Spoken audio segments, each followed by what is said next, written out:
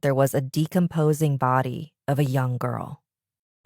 Hi, Oddings. Welcome to Stories with Sapphire. I'm your at the Sapphire. The following story is loosely based on a true story from the Philippines. And now, it's story time.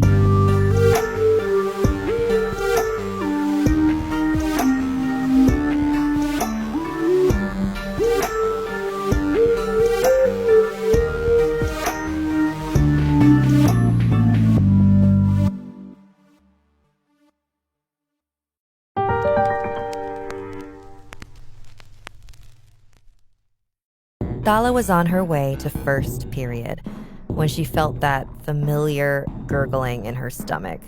Perhaps cold leftover pizza wasn't the best idea for breakfast. The 5-minute warning bell resounded through the hallway.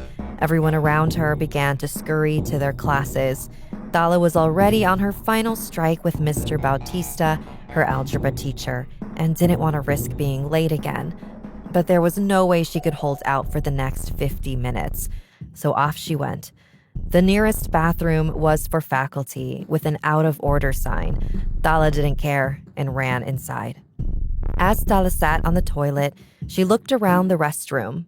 No wonder it was out of order, she thought. It was an absolute mess. A strange knocking interrupted her train of thought. She glanced around the room until she realized it was coming from the timba. A timba is a giant bucket filled with water that's common in Filipino restrooms. Inside is a smaller bucket called a tabo or kubo that you use to scoop the water, which you then pour into the toilet to flush it. This helps conserve water in areas where there's shortages. The timba in this bathroom, however, was boarded up with wood. The unsettling pattern repeated itself over and over.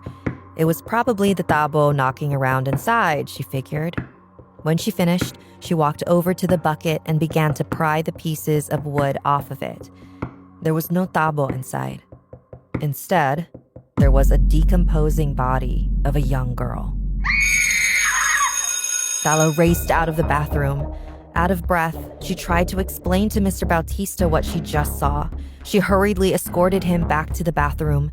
They looked inside the timba and there was no dead body, only water. As you can imagine, Mr. Bautista was not pleased by this massive interruption. He sent Dala to the principal and she was given 3 days suspension to cool off. That night, Dala couldn't sleep. All she could think about was that horrific sight. Did she really just imagine it? Did the pizza wreck her that badly? It all felt so real. There was also that eerie knocking. What could that have been? Dala stared at her closet door. There was no way. The knocking continued. Dala crept out of bed and made her way toward the closet. It's just my imagination, she kept repeating to herself. She gripped the handle and threw the door open. The dead girl was staring right back at her. Dala screamed and slammed the door shut. She caught her breath. The room was silent. She opened the door again. The girl was gone. Over the next 3 days, Dala would continue to hear knocking coming from her closet and all throughout her home. It followed her wherever she went. The lack of sleep was making her crankier and groggier. She didn't understand why this spirit was torturing her. When her suspension was over, Dala was so happy to return to school and not be stuck at home with the knocking ghost girl anymore. Focusing on her classes would at least provide a distraction if the ghost continued to haunt her. The sleepless nights had really caught up to her. She was trying her best to focus and stay awake in Mr. Bautista's class. She was safe in here, she kept reminding herself. Dala's vision went blurry just before she heard. Dala jerked in her seat and repressed a scream. Mr. Bautista shot her a warning glance. No, not again. Dala watched as the door creaked open, revealing the janitor. Just coming to empty your trash, he said cheerfully. Dala exhaled a sigh of relief. It was just the janitor. Dala's eyelids were fighting to stay open. It is kind of strange, though, she thought as her head kept nodding sleepily. What are the odds he would knock just like that? Dala's eyes flung open and her head shot back. The ghost girl was standing right next to her desk, knocking furiously. She pointed at the janitor, the marks around her neck.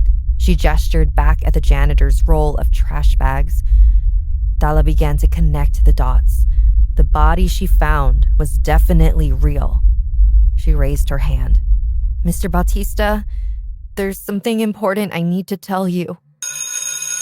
The janitor was later arrested for murder, and the girl's spirit was able to move on in peace. It's not always easy to know who the real monster is it?